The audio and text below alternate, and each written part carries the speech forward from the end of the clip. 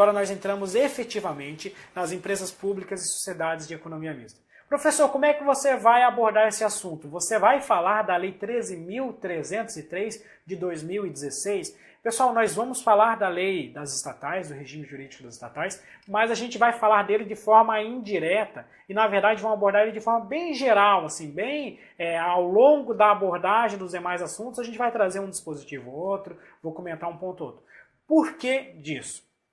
A gente sempre tem aquela premissa, professor, é novidade, vai cair na prova. Não, não é tão assim, nem toda novidade aparece tanto assim em prova. Eu, especificamente, acredito que para a área de tribunais será um assunto que será pouco cobrado, seria mais cobrado talvez para a área judiciária e para oficial de justiça, mas em geral será um assunto pouco cobrado. Quando cobrado, será naquela parte mais própria, mais centralizada, como, por exemplo, uma parte conceitual e outros assuntos de controle, por exemplo, que estão previstos lá na Lei 13.303. Você somente deverá estudar esta lei quando ela constar de forma expressa, taxativa, no seu edital de concurso. Se ela não constar assim, você estuda ela apenas como a gente vai fazer hoje, de forma indireta, ao longo da abordagem do assunto empresa pública e sociedade de economia mista, a gente trata de um dispositivo ou outro que seja aí de fato importante. Se não, não pegue essa lei, não saia lendo e estudando ela, porque você vai gastar seu tempo. Eu dou o exemplo do tal do regime diferenciado de contratações públicas. Foi um regime novo que atualmente quase todas as contratações do âmbito federal de obras são realizadas pelo RDC e a gente quase não vê o RDC aí em concurso público. Eu imagino que vai ser a mesma coisa na Lei 13.303. Vai cair? Vai, mas vai cair em concursos de cargos mais para a área jurídica ou então quando a lei expressamente trouxer a previsão. Aí nas aulas próprias específicas a gente aborda só essa lei quando for preciso, beleza? De olho no nosso slide, então, empresa pública, sociedade e economia mista, o nosso assunto de hoje. Vamos lá. Primeira parte conceitual. Então aqui, já que eu falei que ia comentar a lei de forma indireta, eu já trago aqui os conceitos previstos na nossa Lei 13.303 de 2016. Eu trago o conceito primeiro de empresa pública. A empresa pública é a entidade dotada de personalidade jurídica de direito privado, com criação autorizada por lei e com patrimônio próprio, cujo capital social, e essa aqui é a característica marcante, é integralmente detido pela União, pelos estados, pelo Distrito Federal ou ainda pelos municípios. Já a sociedade de economia mista, é a entidade dotada de personalidade jurídica de direito privado, com criação autorizada em lei, sob a forma de sociedade anônima, cujas ações com direito a voto pertençam, em sua maioria, à União, aos estados, ao Distrito Federal, aos municípios ou à entidade da administração indireta. Eu só coloco aqui, eu já complemento ainda no conceito da empresa pública, não é o momento a gente abordar isso agora, mas eu também posso ter aqui a participação de entidades da administração indireta na composição do capital de uma empresa pública. Veja só, a empresa pública, ela possui capital 100% público, isso é o que a gente vai ver mais à frente. Enquanto a sociedade de economia mista tem uma conjugação de capital público e privado. Por exemplo, você pode ir na Bolsa de Valores e comprar uma ação da Petrobras. Você, particular, pode adquirir uma ação da Petrobras porque a Petrobras é uma sociedade de economia mista.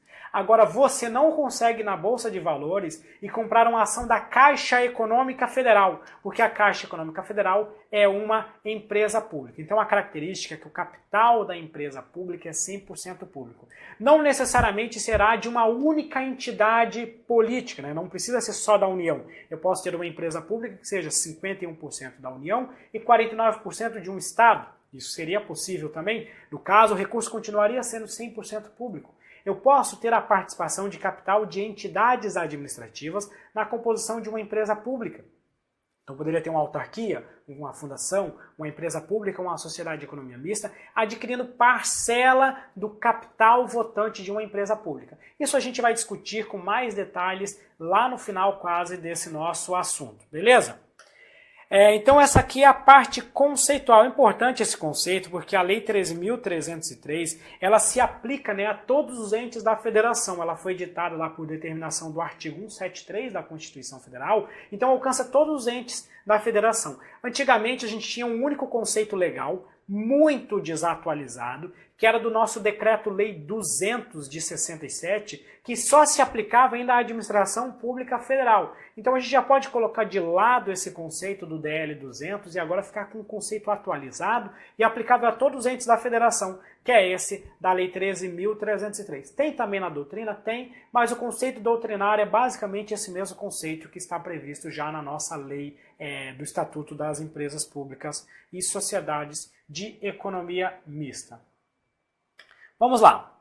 Características gerais das empresas públicas e das sociedades de economia mista. Aqui de forma bem geral, porque depois nós vamos abordar isso com mais detalhes. Vamos lá. Então a criação e extinção é autorizada por lei, significa, né, em qualquer caso, que a criação de uma empresa pública ou de uma sociedade de economia mista depende da edição de uma lei que vai autorizar a sua criação. Lembrando que a efetiva criação ocorre com o registro do respectivo ato constitutivo. Personalidade jurídica de direito privado sempre. Sujeição ao controle estatal, e eu já lembro para vocês que a nossa Lei 13.303, ela trata já dessa relação de controle entre a administração direta e a administração indireta no âmbito das empresas públicas e da sociedade de economia mista e de suas subsidiárias. E chama este controle de supervisão ministerial. É a relação que a administração direta exerce sobre as suas empresas estatais. Então, por exemplo, quando a União cria uma empresa para produzir armamento para as Forças Armadas, essa empresa, vamos supor que seja uma empresa pública, ela vai estar vinculada ao Ministério da Defesa. O controle que o Ministério da Defesa exerce sobre essa empresa é chamada de supervisão ministerial nos termos da Lei 13.303.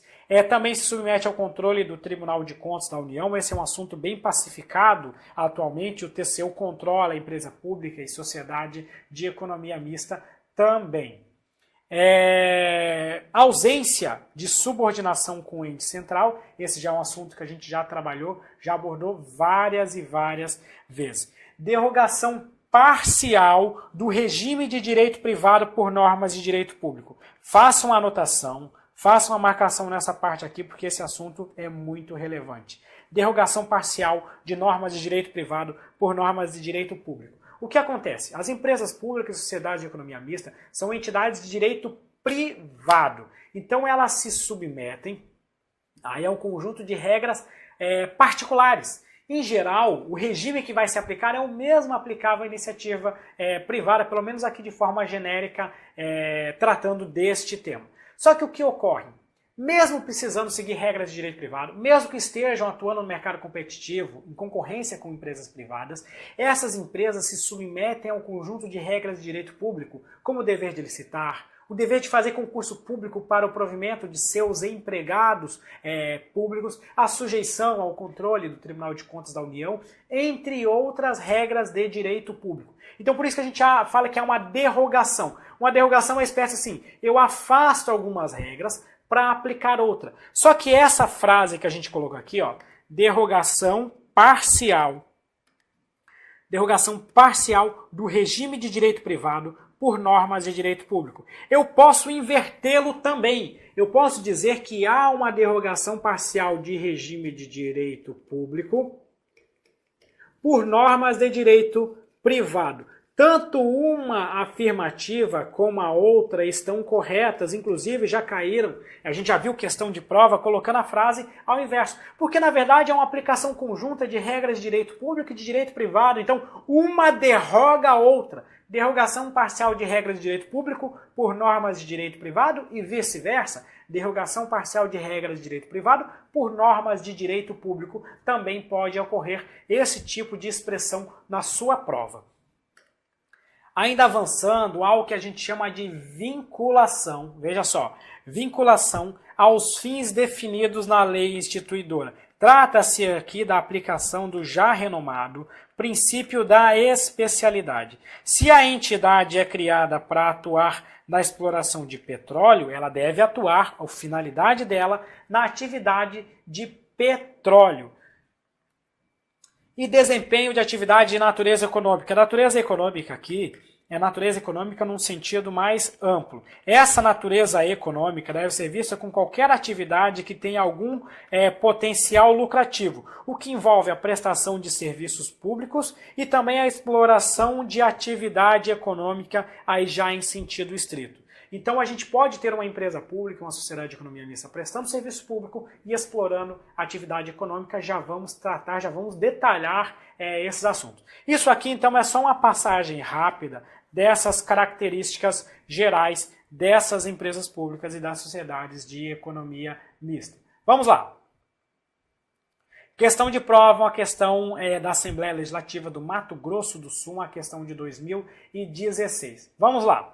O Estado, pela técnica da descentralização, pode criar pessoas jurídicas com personalidade própria, distinta daquela dentre as quais figuram as autarquias e as sociedades de economia mista. Então a gente tem aqui de um lado as autarquias e do outro as sociedades de economia mista. A.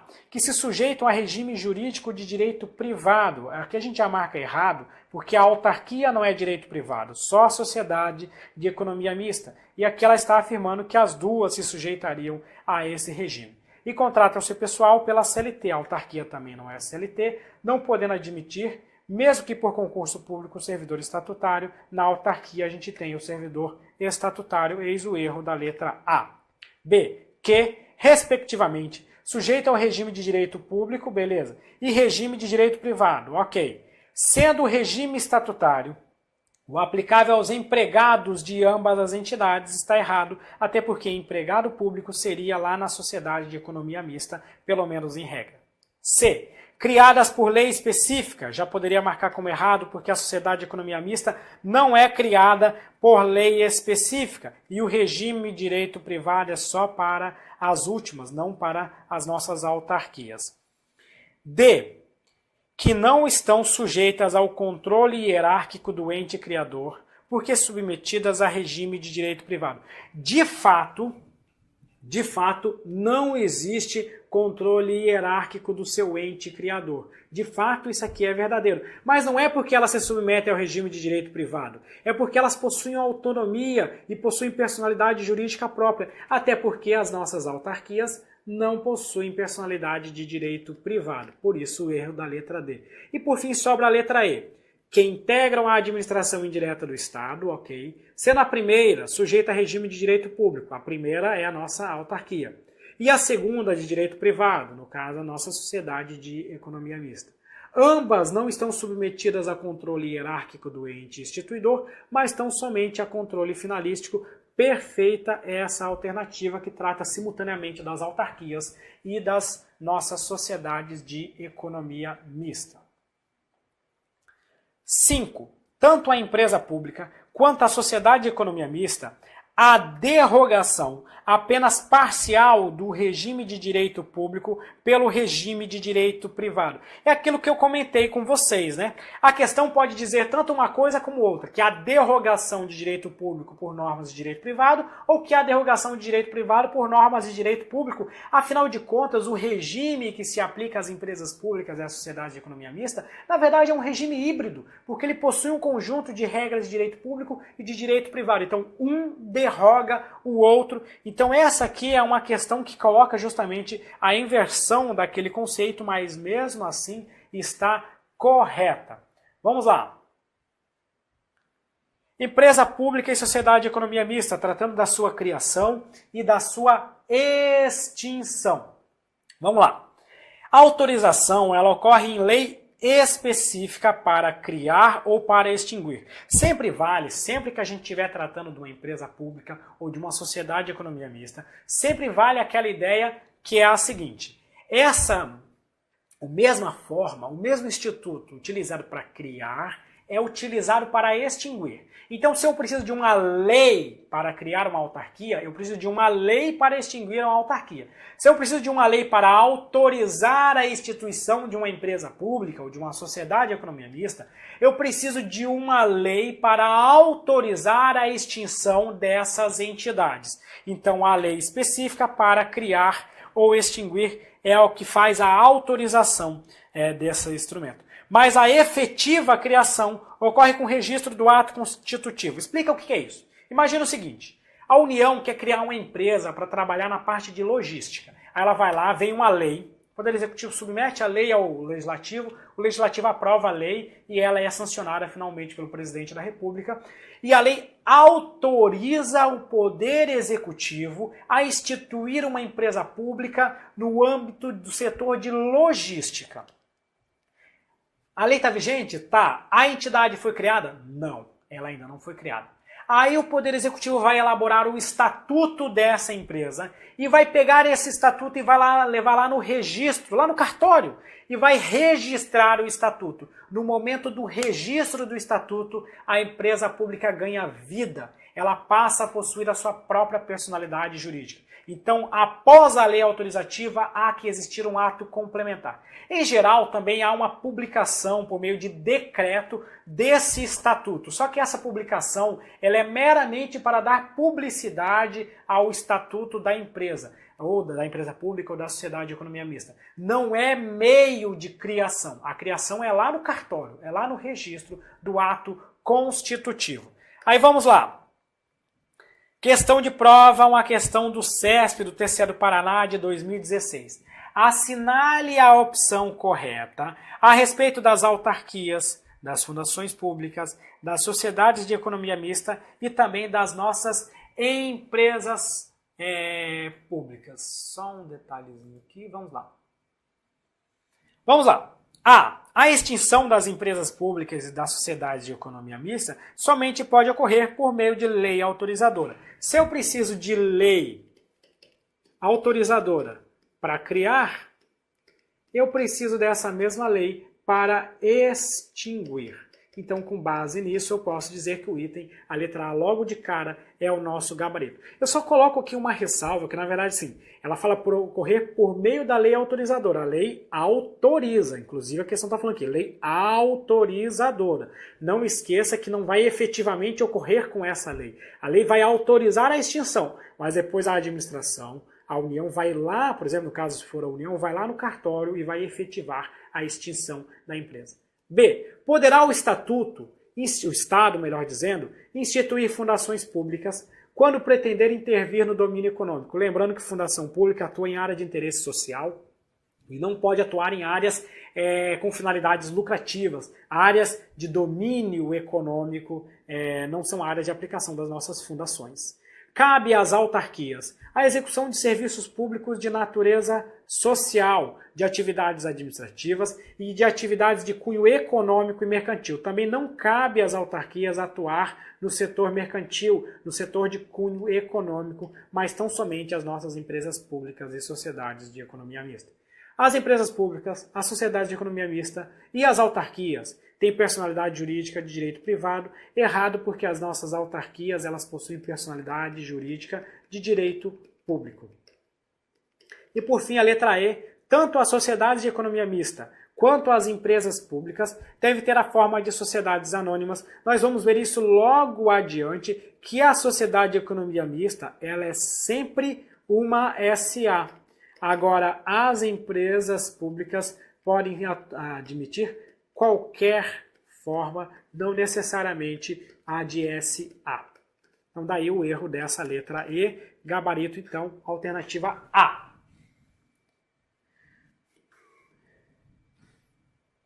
7.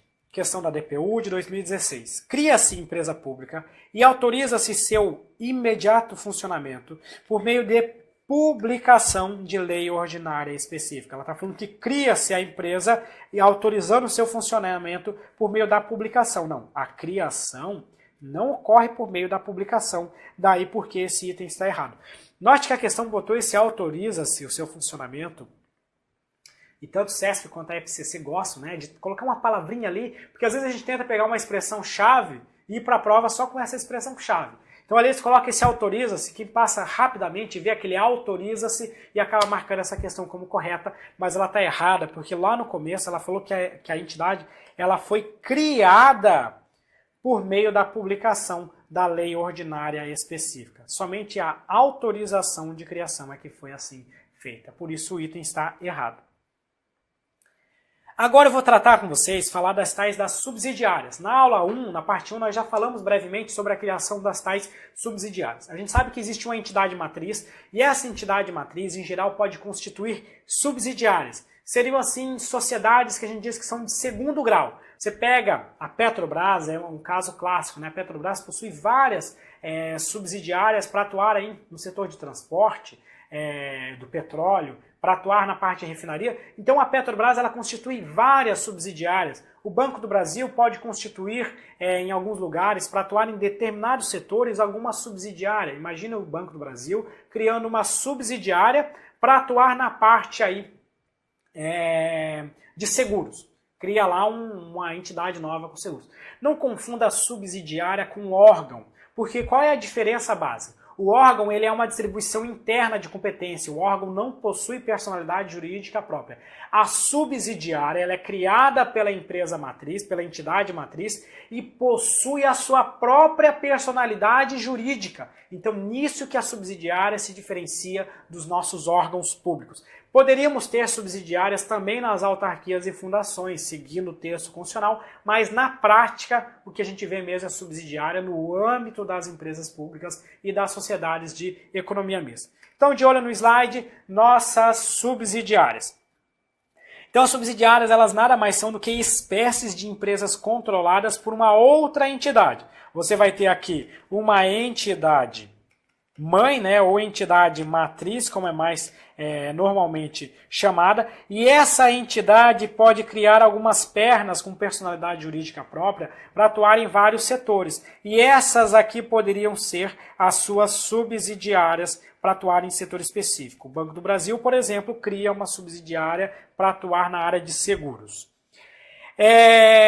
Por isso que a gente fala que a subsidiária é uma sociedade, é uma empresa de segundo grau. A de primeiro grau é a matriz, né? A própria empresa pública ou sociedade de economia mista, enquanto a subsidiária seria uma empresa ou sociedade de segundo grau. A criação de subsidiária depende de autorização legislativa. Lembrando que a Constituição Federal fala que a autorização legislativa em cada caso, mas o STF diz que esse em cada caso, na verdade, é uma autorização para cada empresa pública ou sociedade de economia mista instituir as suas subsidiárias. Então pode ser uma autorização, na verdade, genérica e que conste inclusive na lei de criação. É o caso lá no âmbito da Petrobras, que a lei da Petrobras autoriza a Petrobras a instituir subsidiárias. Ela coloca genérico, quer dizer que a partir de então, a Petrobras pode instituir várias subsidiárias desde que ligadas, relacionadas aí ao seu setor. Então depende de autorização legislativa,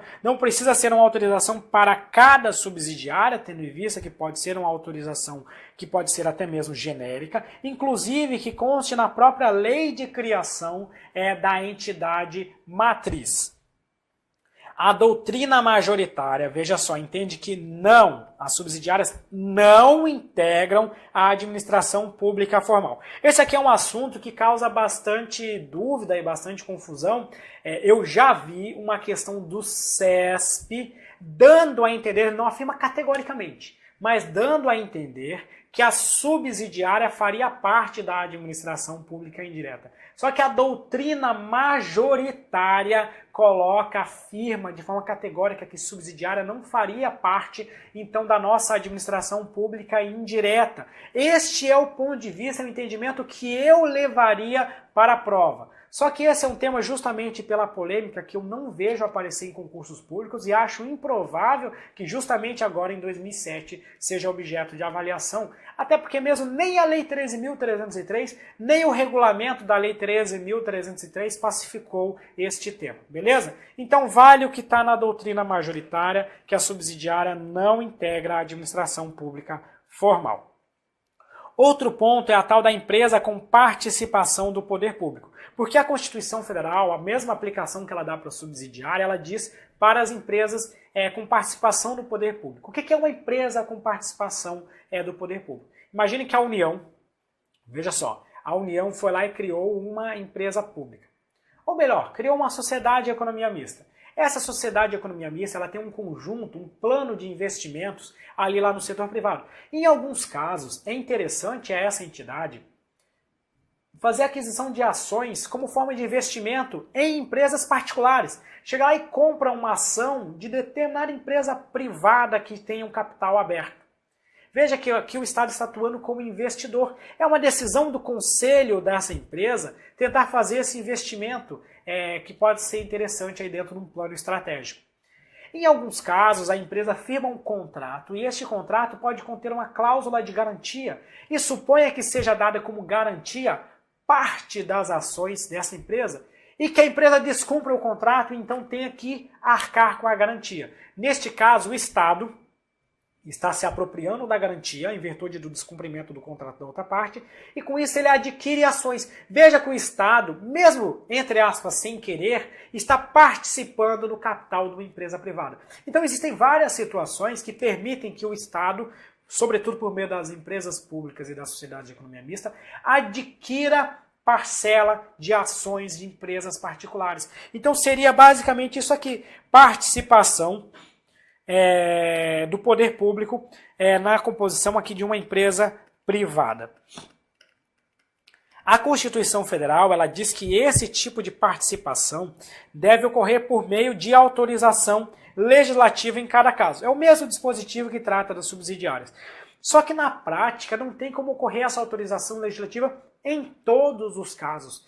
Inclusive, aquele exemplo que eu acabei de dar para vocês, de quando eu tenho a garantia. Quando uma empresa tem uma empresa pública, ela firma um contrato com uma empresa privada, essa empresa privada dá como garantia parte de suas ações. E ela descumpre o contrato, então a administração executa a garantia, ou seja, se apropria dessas ações. Veja que nesse caso não tem como falar em autorização legislativa. Imagine se eu depender de uma autorização legislativa para receber a garantia que eu firmei num contrato.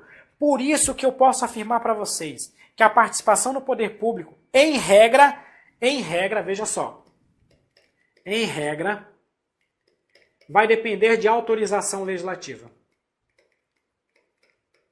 Essa é a regra. Só que a nossa Lei 13.303, que é a lei das empresas públicas e da sociedade de economia mista, traz algumas exceções em que permite essa participação sem autorização legislativa. O exemplo foi justamente esse de quando as ações são dadas como garantia. Regra, tem que ter autorização legislativa para que o Estado participe do capital de empresa privada. Mas em algumas situações é possível que não exista isso. Esse não é um assunto tão cobrado, mas é importante que você domine bem ele. Então vamos lá. E em qualquer caso, tanto as subsidiárias quanto as empresas com participação do poder público se submetem ao controle do Tribunal de Contas da União. Claro que nesse segundo caso, esse controle aqui é limitado, basicamente relacionado aí à repercussão do patrimônio público nessa entidade. Questão de prova, uma questão já de nível mais elevado de procurador do Estado do Maranhão. Uma empresa pública e uma sociedade de economia mista, ambas dedicadas à atividade bancária e controladas pelo mesmo ente público, decidem, por seus órgãos deliberativos competentes, promover conjuntamente a criação de a criação de uma outra entidade, voltada a prestar serviços de tecnologia da informação, necessários à automação de suas respectivas atividades fim. A previsão é de que tal entidade contará com a participação do capital privado em sua composição acionária. Em vista de tais características, é certo tratar-se, veja que eu estou tratando aqui de uma empresa pública e uma sociedade de economia mista, e as duas vão criar uma nova entidade. Quando essas entidades, que são as entidades matrizes, criam uma outra entidade, essa outra entidade é o que a gente chama de subsidiária. Então, nessa situação, elas vão criar uma subsidiária. Então, vamos lá. Consórcio público. O consórcio público é formado lá pelos nossos entes federativos, pela União, pelos estados, pelo DF e pelos municípios. Então não se trata aqui de consórcio público. Sociedade comandita de ações é uma espécie, né, de sociedade organizada aí, por meio de ações. E veja que ela fala sendo que as empresas estatais figurarão como sócios comanditados e os eventuais acionistas privados serão sócios comanditários. Na verdade, ela está trazendo aqui lá uma espécie, a gente não precisa aprofundar o que seria uma comandita por ações. Está indo lá na legislação civil, trazer uma espécie na legislação das sociedades para tentar te confundir. Não é sociedade por comandita de ações. É muito mais simples que isso. É uma subsidiária, conforme já está lá na nossa letra D. C. Agência executiva, não se trata de agência executiva, tendo em vista que a agência executiva é somente fundação e autarquia, o que não é o caso nessa questão. D. Sociedade subsidiária, sendo que sua criação depende de prévia autorização legislativa, lembrando que pode ser até mesmo uma autorização legislativa genérica, mas deve existir essa autorização legislativa. Daí o gabarito, a letra D. E parceria público-privada, as PPPs são espécies, né, dos nossos contratos de concessão de serviços públicos, não é o caso do que a gente está tratando neste item. Por isso o gabarito é nossa alternativa D. Avançando um pouquinho mais. Questão 9, uma questão do STJ. O simples fato de o poder público passar a deter a maioria do capital social, veja só, a maioria do capital social de uma empresa privada, ela transforma em sociedade de economia mista, independentemente de autorização legal. Onde que está o ponto e por que eu trouxe essa questão, que é uma questão bem bacana? A constituição de uma empresa pública ou de uma sociedade de economia mista, a instituição, sempre dependerá de lei autorizativa específica. Da mesma forma, a criação de uma subsidiária sempre dependerá de uma autorização legislativa que pode até mesmo ser genérica. Mas deve existir essa autorização. Conforme eu falei para vocês, em alguns casos o Estado pode vir a participar de empresas privadas e mesmo em algumas situações essa participação pode ocorrer de uma forma indireta que em alguns casos não vai mesmo nem ter autorização legislativa, uma situação excepcional. E eventualmente o Estado pode acabar adquirindo o controle acionário, ainda que de forma temporária como um mero investimento ou ainda por fins de execução de garantia ou outros meios. E nesse caso o Estado adquiriu aquele controle acionário, mas é como um investimento que provavelmente logo no futuro vai se desfazer.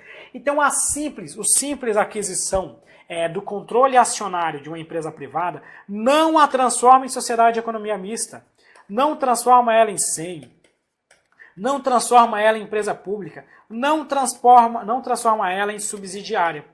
Para em qualquer um desses casos, eu precisaria de uma autorização legal para aí sim eu constituir uma sociedade de economia mista, uma empresa pública ou uma subsidiária. Sem autorização legal, está errado. Ah, professor, mas quer dizer que é possível o Estado adquirir o controle acionário sem autorização legislativa? É sim possível em casos específicos de investimentos relacionados ao plano de negócios, por exemplo, dessa entidade, só que isso não fará que aquela empresa que foi adquirida se transforme numa empresa pública, sociedade de economia mista ou subsidiária.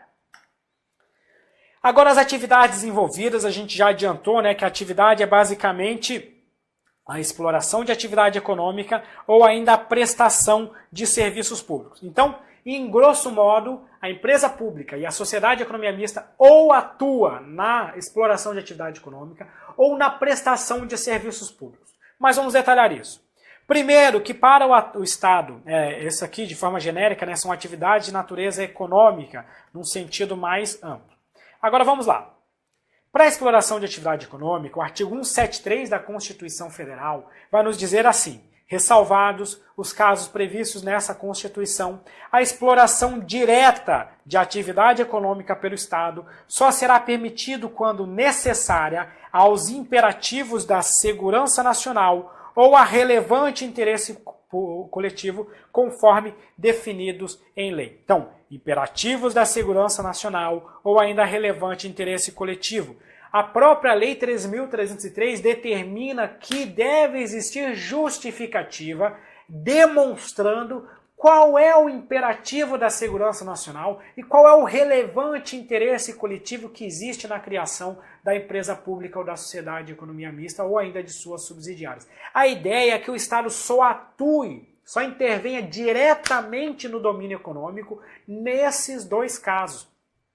Significa que o Estado não pode simplesmente sair criando um mercado, sair criando qualquer tipo de empresa sem que exista aí uma justificativa. E essa justificativa é imperativa da segurança nacional ou ainda relevante interesse coletivo. O Estado poderia criar, por exemplo, uma empresa para o desenvolvimento de material bélico, porque aqui há interesse de segurança aí do Estado, segurança da sociedade. Ou ainda criar um banco público para poder promover, para poder realizar aí atividades de cunho social, que aqui eu tenho um interesse coletivo envolvido. Então são nessas as situações para o desempenho dessa atividade econômica propriamente dita.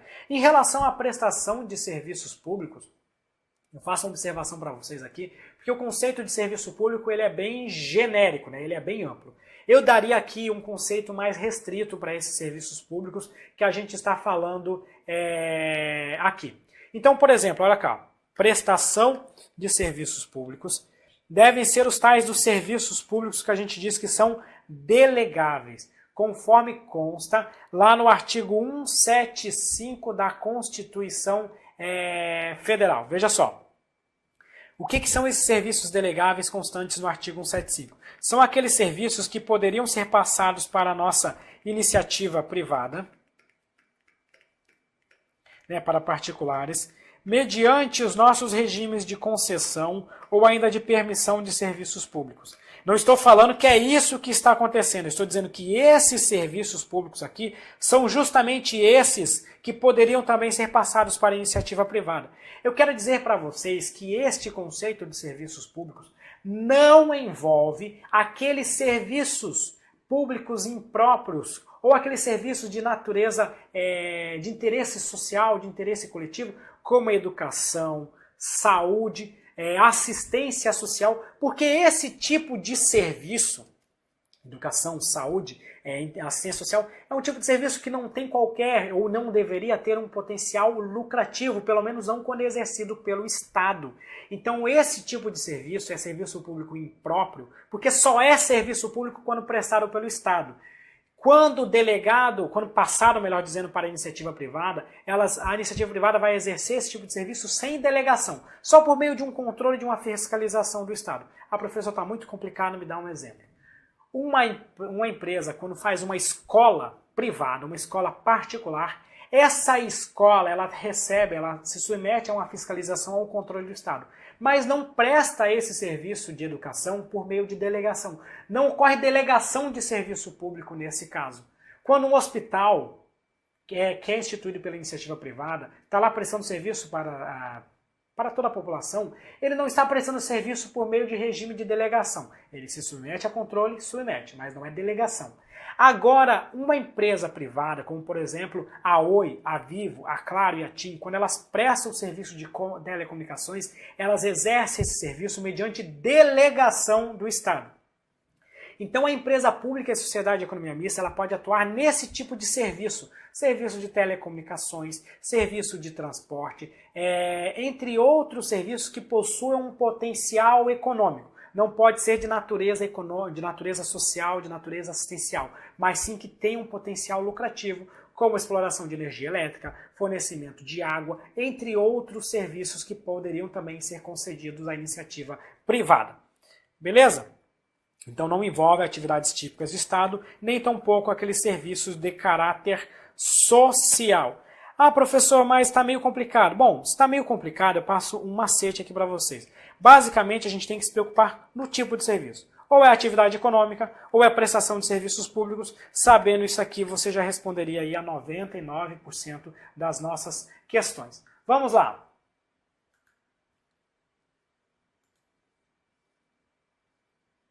Só resolvendo aqui, vamos...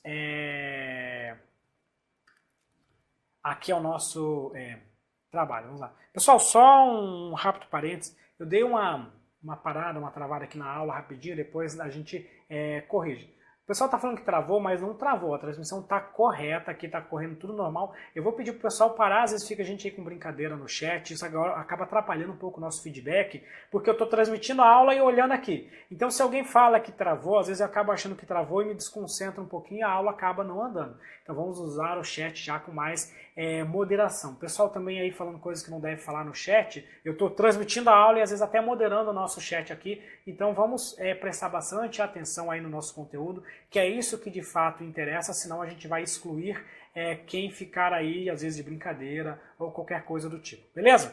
Voltando para o nosso slide, voltando para a aula que é o que nos interessa.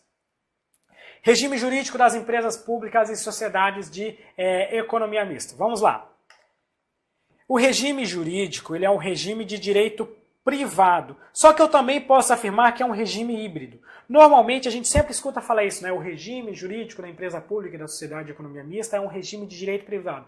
Mas na verdade, mais tecnicamente, eu deveria falar que é um regime híbrido, porque na verdade existe aplicação conjunta de normas de direito público e de normas de direito privado. Há essa aplicação simultânea desse tipo de regra. Exatamente por isso que eu poderia dizer que é regime jurídico de direito privado ou regime jurídico híbrido. As duas formas de expressar esse assunto estariam corretas. Vamos lá. Quando eu estiver tratando de regras de direito privado, a gente já falou que há derrogação parcial por normas de direito público, como, por exemplo, a aplicação dos princípios constitucionais, o dever de concurso público, o dever de licitar, pelo menos em regra, o controle do Tribunal de Contas, entre outras coisas mais. Já lembro, já coloco essa observação. Empresa pública e sociedade de economia mista se submete ao princípio da licitação, pelo menos como regra. Vamos lá. Quando for uma empresa pública exploradora de atividade econômica, aí haverá predominância de regras de direito privado. Conforme eu falei para vocês, há um regime híbrido, na verdade, na prática, com regras de direito público e de direito privado. Se for uma entidade que atua na exploração de atividade econômica, eu posso afirmar para vocês que o predomínio quase que total, de aplicação de regras de direito privado. Inclusive, há um comando constitucional, lá no artigo 173, parágrafo 1º, que vai nos dizer que a lei estabelecerá o estatuto jurídico da empresa pública, da sociedade de economia mista e de suas subsidiárias. Esse estatuto jurídico, nunca é demais a gente lembrar, está na nossa Lei 13.303. Das suas subsidiárias que exploram atividade econômica de produção ou comercialização de bens ou de prestação de serviços, dispondo sobre a sujeição ao regime jurídico próprio das empresas privadas, inclusive quanto aos direitos e obrigações civis, comerciais, trabalhistas e tributárias. Veja só que eu tenho toda essa aplicação, obrigações civis, comerciais, trabalhistas e tributárias, o que significa dizer que eu não posso conceder nenhum tipo de privilégio a uma empresa pública ou sociedade de economia mista que atue na exploração de atividade econômica e que eu não conceda esse mesmo privilégio para as demais empresas. Por exemplo, pode uma empresa pública ou sociedade de economia mista que explore a atividade econômica receber alguma isenção fiscal? Pode, desde que essa mesma isenção seja concedida a todas as demais empresas que atuem naquele setor. Porque se isso não for feito, eu estou dando um privilégio para uma empresa pública ou sociedade de economia mista que está competindo com outras empresas que não receberam esse mesmo privilégio. Então eu posso conceder privilégio desde que ele seja extensível às demais, beleza? Vamos lá. E se eu estiver tratando de uma empresa pública ou sociedade de economia mista prestadora de serviços públicos? Aí a regra já é diferente. Já o que a gente diz que é predomínio das regras de direito público, com base na nossa aplicação do princípio da continuidade do serviço público. Nesse caso, o regime jurídico ele já tende mais para um regime de direito público.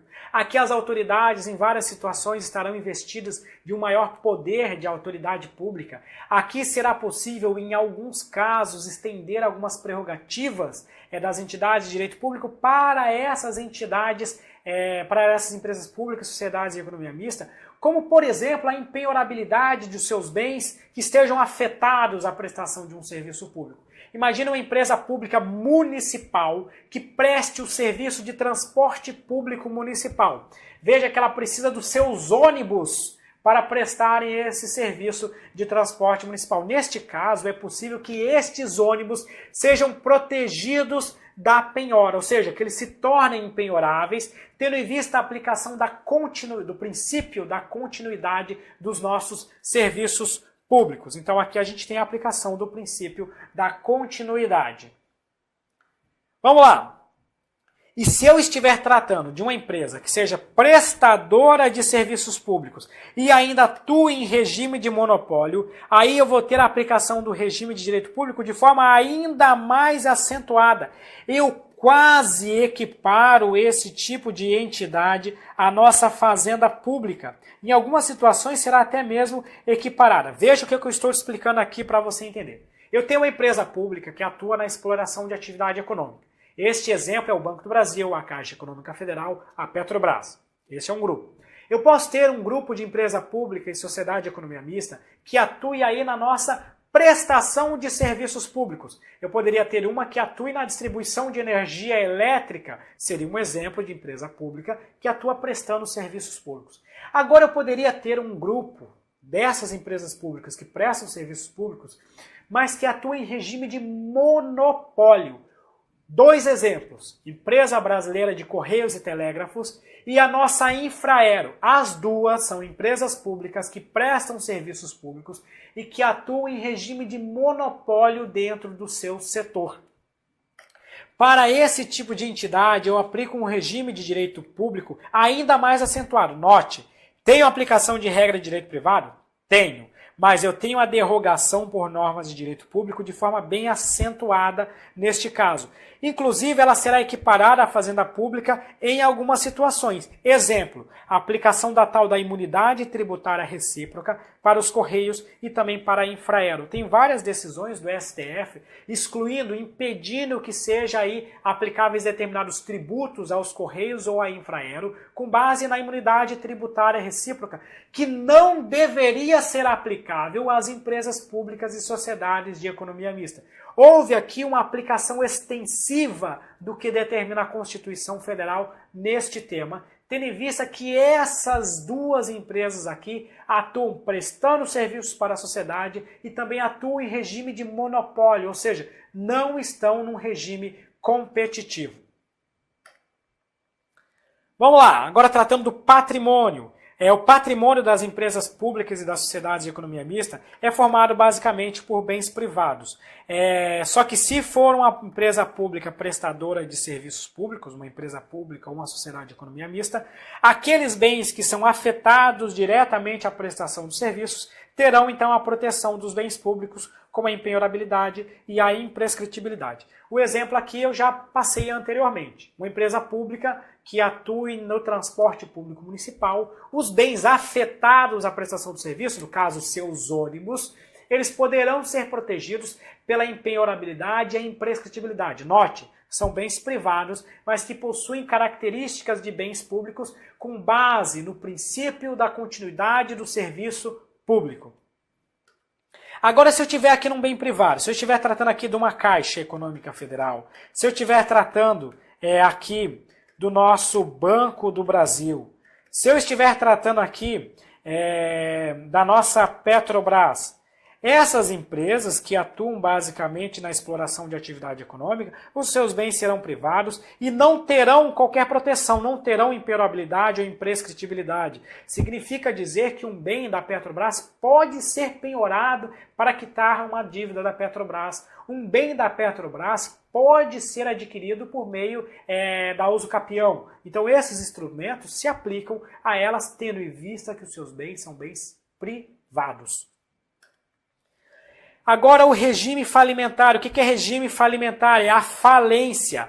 As empresas públicas e as sociedades de economia mista não se submetem ao regime falimentar. O que eu estou dizendo para vocês é que elas não podem falir. Isso, a Lei 11.101 de 2005, que é a lei da falência, ela fala de forma expressa, de forma taxativa, que as suas disposições não se aplicam às empresas públicas e às sociedades de economia mista. Mas, professor, se uma empresa pública não tiver mais condições de pagar os seus débitos, de quitar as suas dívidas, ela estiver totalmente quebrada, Você está me dizendo que ela não poderá falir? Exatamente. E como é que faz nesse caso? Nessa situação, o ente instituidor responderá de forma subsidiária, de forma complementar pelos prejuízos, pelos débitos dessa empresa pública ou dessa sociedade de economia mista. Significa que o ente instituidor, no caso a União, o Estado, o Distrito Federal, o município, vai arcar com aqueles prejuízos para que não ocorra a falência dessa empresa. Ela pode ser extinta depois? Pode, mas ela não se submete ao regime de falência constante lá na nossa lei de falência. Guarde, empresa pública, sociedade de economia mista não podem falir. Sejam elas prestadoras de serviços públicos ou sejam elas, inclusive, exploradoras de atividade econômica. Então, de olho no nosso slide, não se submete, então, ao nosso regime falimentar. Vamos lá, questão 10. O Ministério Público ingressou com ação contra diversas empresas, dentre elas uma empresa pública municipal, prestadora de atividade econômica, pleiteando a reparação por suposto dano gerado ao patrimônio público. No que concerne ao prazo para a defesa da empresa pública, bem como ao tema da penhora de bens, vigora o prazo. O que eu quero passar aqui para vocês? Em regra, as nossas empresas públicas e a sociedade de economia mista, eles não possuem prazos especiais, não possuem aquelas prerrogativas processuais diferenciadas.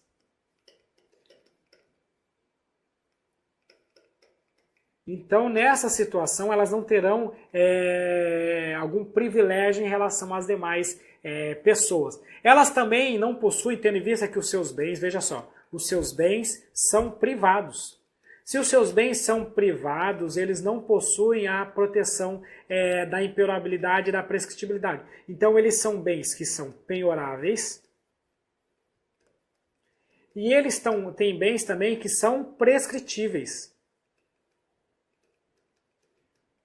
Veja que interessante. Então, com base nisso, a gente já pode analisar essa questão. Bem como ao tema vigora o prazo. O prazo aqui, como não há um prazo especial, o prazo ele será simples. E, além disso, se admite a penhora dos seus bens, tendo em vista que eles não são bens públicos, por isso que o gabarito é a nossa alternativa aí. Essa questão do prazo em quádruplo hoje não existe mais. O bem dela não vai ser impenhorável porque não é bem público. Então, é admitida a penhora, mas o prazo seria um prazo simples daí, porque eu excluo todas as demais alternativas. Gabarito, alternativa E. Agora, tratando do nosso regime de pessoal, só voltando, então, para não ficar dúvida. As empresas públicas e a sociedade de economia mista, em geral, não possuem todas aquelas prerrogativas que a gente viu para as autarquias e para as fundações, e os seus bens, como regra, são bens privados, ou seja, não possuem aquelas características especiais dos bens públicos, aquelas proteções especiais. Beleza? Agora, tratando do regime de pessoal das empresas públicas, a gente vai ter lá os denominados empregados públicos, né? Então, enquanto na administração direta a gente tem a presença dos nossos servidores públicos, os nossos servidores estatutários, no âmbito das empresas públicas e das sociedades de economia mista, a gente tem os denominados empregados públicos. Eles ocupam um emprego público que é provido aí, é contratado, melhor dizendo, por meio de prévia aprovação em concurso público, mas não possui a denominada estabilidade. Então vamos lá. Elas possuem os tais empregados públicos, que ocupam os empregos públicos, que são empregos seletistas, vinculados aí a um regime contratual. Eu lembro para vocês que lá no âmbito da administração direta, autárquica e das fundações de direito público, o regime é estatutário, o regime é legal. É um regime com base na lei. Agora que tratando de empregado público, o regime é contratual, com base nas normas previstas de um contrato de serviço. O provimento, na verdade, o ingresso, né, que seria o mais adequado falar aqui, ocorre mediante prévia aprovação em concurso público. Então veja só, eles não possuem estabilidade, mas entram por meio de concurso público. A gente sempre tem aquela mística que a gente pensa que todo mundo que passa em concurso público vai ter direito lá na frente à estabilidade. Não, somente quem passa em concurso público ocupa cargo efetivo. Porque você pode passar no concurso público para uma empresa pública, uma sociedade de economia mista, situação em que você vai ocupar um emprego público e neste você não possui a garantia da estabilidade. não possui estabilidade, só que o ato de demissão deve ser justificado conforme já decisões do STF. Isso aqui é um tema bastante interessante, porque o que acontece? Lá na iniciativa privada, você tem um negócio que a gente chama de demissão por justa causa. Em alguns casos, o ato de demissão ele não precisa ser necessariamente justificado. A autoridade chega lá e te demite, te manda embora, tchau, acabou-se. Isso estava acontecendo muito na administração pública. Chegava lá e simplesmente demitia um funcionário e não apresentava qualquer justificativa. Só que, a grosso modo, isso é uma forma de você ferir o princípio da isonomia, o princípio da impessoalidade, ferir o princípio também do concurso público em alguns casos. Porque imagine só, você vai lá, presta um concurso público e passa e entra num cargo numa empresa pública federal. Só que o seu chefe não gosta de você e ele sabe que uma posição depois da sua, existe um amigo dele que ele quer nomear. O que ele vai fazer nesse caso? Demite você por justa causa e chama o amigo dele. Nesse caso, ele estaria ferindo o princípio da isonomia, o princípio da impessoalidade, e não existiria uma forma da gente controlar a legalidade deste ato de demissão. Aí veio o STF e diz o seguinte, olha só, pode demitir. Existe a demissão por justa causa, você pode demitir por em qualquer caso aí, a pessoa ela não possui estabilidade, mas o ato de demissão deve ser motivado. Você deve escrever o porquê que está demitindo para que depois o judiciário, se for chamado, possa controlar este ato de demissão.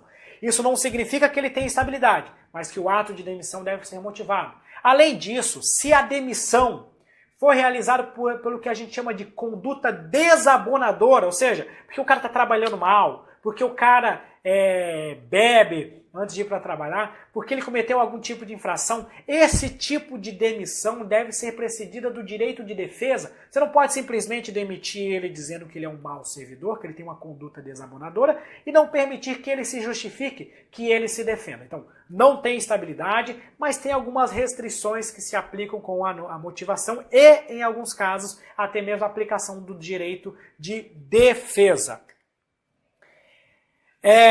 Outro ponto ainda, tratando do regime de pessoal, trata da aplicação do denominado teto remuneratório. Então você deve saber que lá na Constituição Federal, no artigo 37, inciso 11, tem o tal de teto remuneratório constitucional.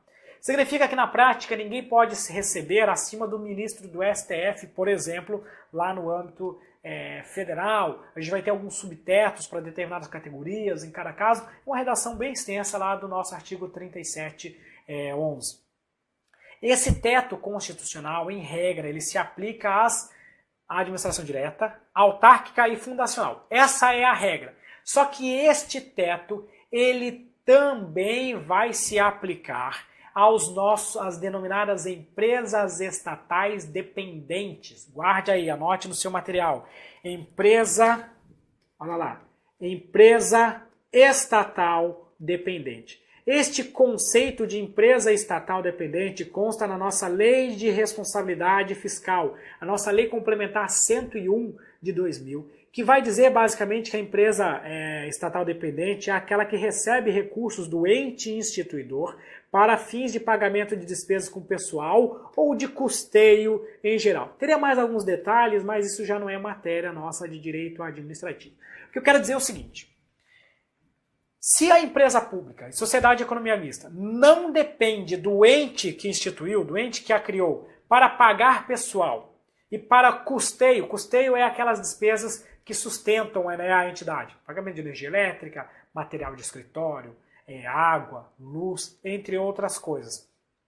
Se a empresa não depende do ente, se ela vive sozinha, ela não se submete ao teto constitucional. Agora, se a empresa estatal, se a empresa pública, a sociedade de economia mista, depende do ente instituidor para pagar a remuneração dos seus servidores, dos seus empregados, melhor dizendo, ou ainda para o custeio da sua máquina, neste caso, os seus empregados estarão submetidos ao teto constitucional remuneratório. Então, neste caso, isso vai variar bastante. Só voltando aqui, acabei de ver mais um ponto. Sobre essa questão da motivação, isso aqui, quando o STF se pronunciou, acabei deixando passar, ele falou que era as nossas empresas públicas e sociedades de economia mista que são prestadoras, veja só, prestadoras de serviços públicos. Então, para o STF, na decisão que tratou sobre essa necessidade de motivação, ele tratou especificamente das empresas públicas, sociedade de economia mista, prestadoras de serviços públicos. Há parte da doutrina, alguns artigos que já defendem que, na verdade, vai ser qualquer empresa pública e qualquer sociedade de economia mista.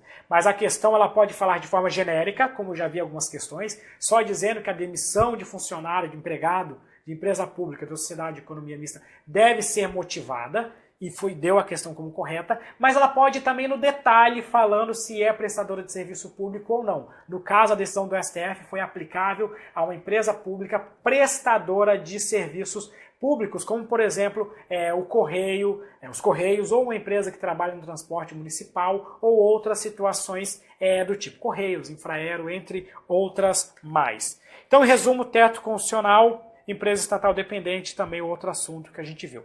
Agora, tratando dos dirigentes, né?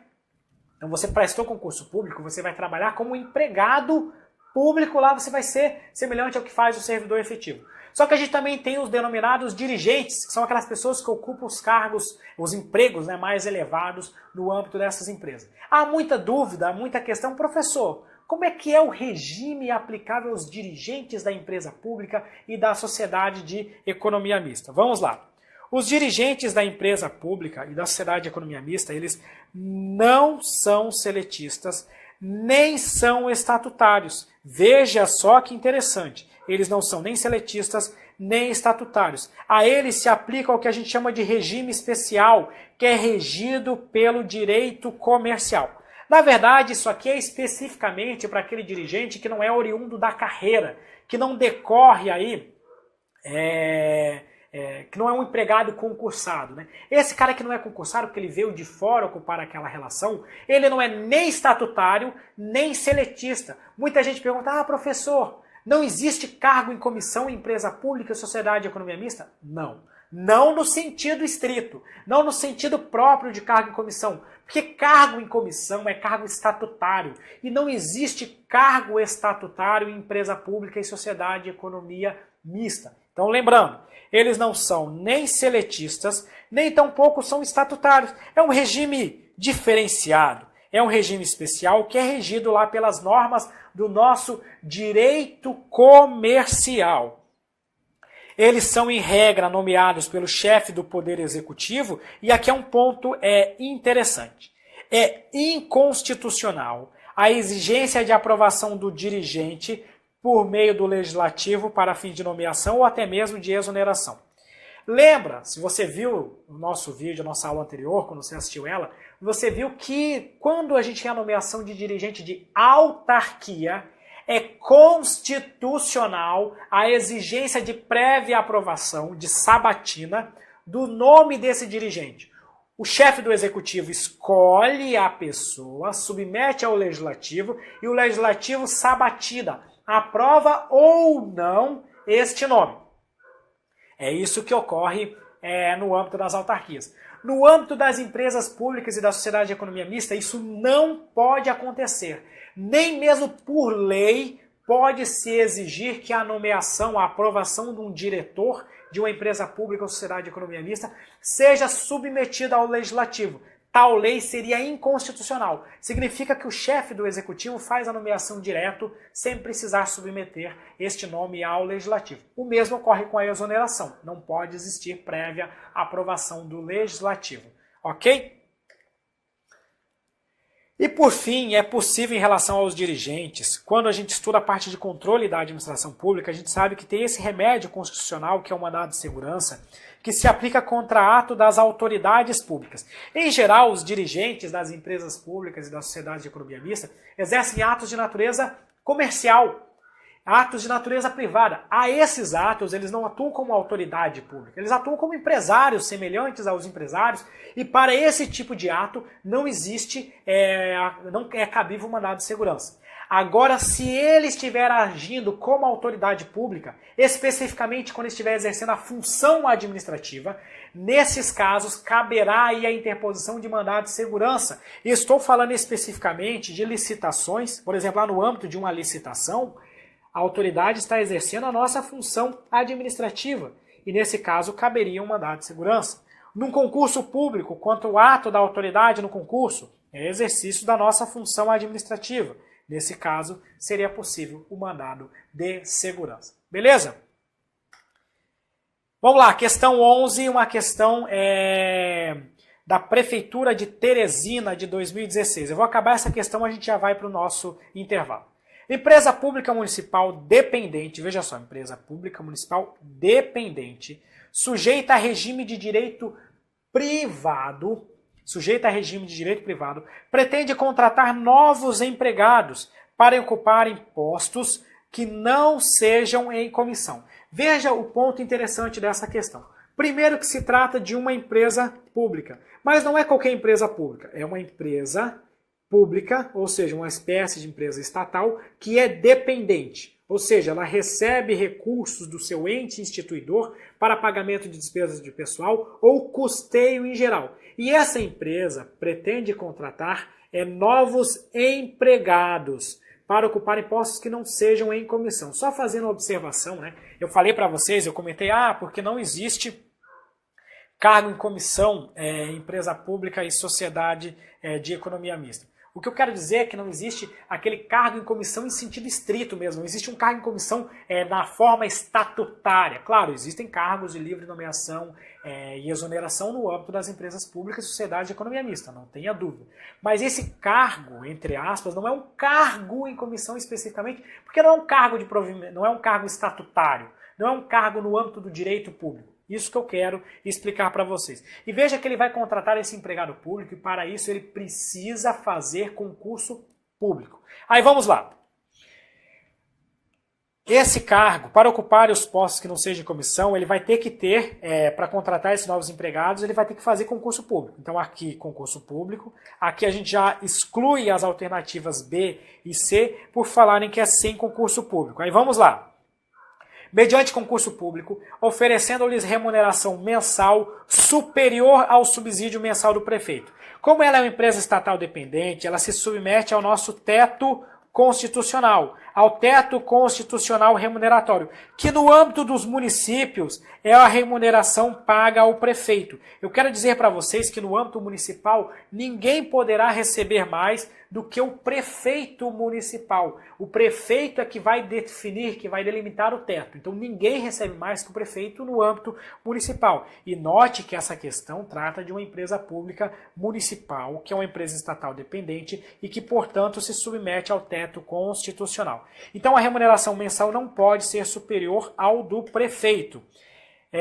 D. Mediante concurso público, oferecendo-lhes remuneração mensal jamais superior ao subsídio mensal do prefeito, exceto se a empresa em questão for uma exploradora de atividade econômica de comercialização de bens e serviços. Não é a natureza da atividade que ela desenvolve que define se ela se submete ou não ao regime ao teto constitucional. Não é a natureza da atividade, se é prestadora de serviço público ou exploradora de atividade econômica, mas sim o fato dela receber do ente instituidor recursos para pagamento de pessoal ou custeio em geral. Então lá voltando, por isso que aqui o item também está errado. E, mediante concurso público, oferecendo-lhes remuneração mensal jamais superior ao subsídio mensal do prefeito, perfeito gabarito nossa alternativa E, porque a empresa estatal dependente faz concurso público e se submete ao nosso teto constitucional. Mais uma questão, defensor público do Espírito Santo, a questão de 2016. O regime jurídico constitucional e legal vigente, aplicável às entidades da administração indireta, dispõe que a remuneração dos empregados das empresas estatais que se dediquem à atividade econômica em sentido estrito não está sujeito ao teto remuneratório constitucional. Mais uma vez, não é a atividade que ela exerce, não é o fato de explorar atividade econômica ou prestação de serviços que vai definir se ela está sujeita ou não ao teto constitucional, mas sim o fato dela receber recursos para pagamentos de despesas com pessoal, ou seja, para remuneração de pessoal, ou ainda para o custeio de sua atividade. Então, nesses casos, ela vai se submeter ao teto constitucional, daí o erro desta alternativa. Questão aqui 14, eu acho que a gente vai pular e depois a gente volta para outra. As empresas públicas que possuem personalidade de direito público, já estão no item errado, são organizadas sobre as formas admitidas em direito, estão sujeitas à exigência constitucional de contratação mediante licitação e têm quadro de pessoal instituído pela legislação trabalhista, cuja contratação condiciona-se à prévia aprovação em concurso público. Tirando essa parte aqui, essa questão estaria correta. Se ela colocasse aqui que era de direito privado, o item estaria correto, porque ela se submete à licitação, ela tem quadro pessoal regido pela legislação trabalhista e depende de aprovação em concurso público. Aí agora a questão, aqui está errado, agora a questão 13. As sociedades de economia mista, cuja criação e cuja extinção são autorizadas por lei específicas. Veja só, sociedade de economia mista, a criação e extinção é autorizada em lei específica. Perfeito. Possuem personalidade jurídica de direito privado. Ok. São constituídas sob a forma de sociedade anônima. Isso nós já vamos ver adiante, mas sabemos que está correto. E aplica-se ao pessoal o regime de direito privado, com empregados submetidos instituído pela legislação trabalhista. Tudo perfeito. Com o item 13 é correto, o item 14 é errado. Questão 15. Em regra, as sociedades de economia mista devem realizar concurso público para contratar empregados. Essa questão é tão fácil que eu já deixei o gabarito aqui. As nossas empresas públicas e as nossas sociedades de economia mista, independente da atividade que realizam, devem ocupar os seus empregos, os seus empregos públicos mediante o ingresso, mediante a realização do nosso concurso público. Muito tranquilo este nosso assunto aqui, beleza?